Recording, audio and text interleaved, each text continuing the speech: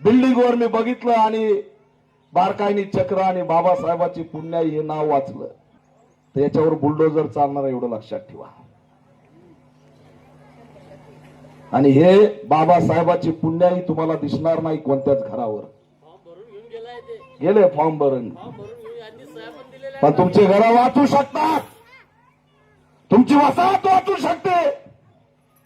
या भाजपवाल्याच्या जर नादी लागला नाही, या कमळाला जर मतदान केलं नाही तर कोणताच नाहीचा लाल या सेक्टर 22 मध्ये आंबेडकर वसाहत मध्ये घुसू शकत नाही. हे चॅलेंज देतोय. पण ती संधी तुमच्या बोटात आहे. तुम्ही जाऊन 15 तारखेला तुमच्या हाताने जर तुम्ही योग्य बटन दाबलं तर कमळाचा सुपडा साफ झाल्याशिवाय राहणार एवढं लक्षात ठेवा.